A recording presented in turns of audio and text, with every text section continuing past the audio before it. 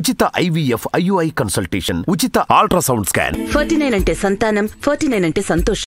వంతు శ్రీదేవి గారు మీరు కాంగ్రెస్ పార్టీలో జాయిన్ అయ్యారు. మేడం ఎట్లా అనిపిస్తుంది మేడం పార్టీలో చేయడానికి ఎట్లా చూస్తారు?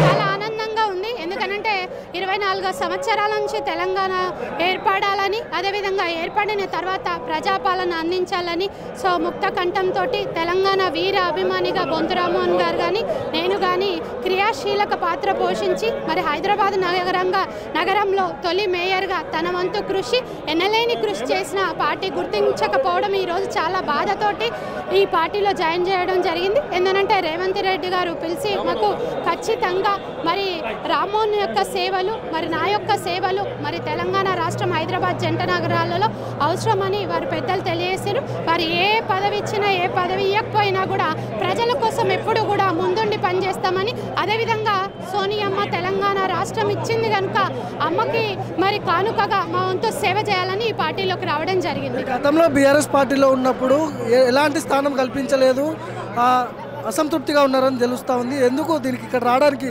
రీజన్ ఏంటి? ప్రజాపాలన నిజంగా ఇప్పుడు చూస్తూ ఉన్నట్టయితే ప్రజాపాలన చేస్తూ ఉన్నారు రేవంత్ రెడ్డి గారు.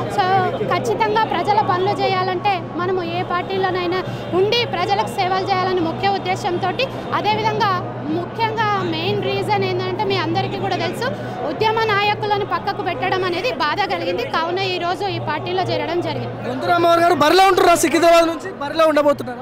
పార్టీ మరి ఏ రకంగా సేవలు మరి వాళ్ళ అవసరమో ఆ రకంగా పార్టీకి సేవలు అందించి శాయశక్తిలో పార్టీ డెవలప్మెంట్కు ప్రభుత్వ తోడ్పాటుకు మరి పెద్దలు రేవంత్ రెడ్డి గారు ప్రజాపాలనలో ఏ విధంగా మమేకంగా ఉంటారు. మీ పాత్ర ఏంటండి? లోక్సభ ఎన్నికలు మీ పాత్ర ఏంటి? లోక్సభ ఎన్నికలు వస్తున్నాయి కదా, మీ పాత్ర ఎలా ఉండబోతుంది? పార్టీ ఏ రకమైన పాత్ర చెప్తే ఆ రకంగా పోషిస్తానికి సిద్ధంగా ఉన్నాం. రైట్. మొత్తానికి బొంతు రామ్మోహన్ మాజీ మేయర్, తెలంగాణ వచ్చిన తర్వాత ఆయన మేయర్గా ఉన్నాడు GHMCకి. దంపతులు ఇద్దరు కూడా కాంగ్రెస్ పార్టీలో జాయిన్ అయ్యారు. ఖచ్చితంగా లోక్సభ ఎన్నికల్లో కీలక పాత్ర ఉంటుందని చెప్తున్నాడు. సికింద్రాబాద్ పార్లమెంటు, ముఖ్యంగా సికింద్రాబాద్ పార్లమెంట్లో గతంలో బీఆర్ఎస్ నుంచి ఆశించిండు. కేసీఆర్ మొండి చూపించడంతో కాంగ్రెస్ పార్టీలో జాయిన్ అయ్యిండు. ఖచ్చితంగా నా కీలక పాత్ర ఉంటుందని చెప్తున్న పరిస్థితి. కెమెరా పర్సన్ మణికుమార్తో భార్గవ్, మైక్ టీవీ, గాంధీ భవన్ నుంచి.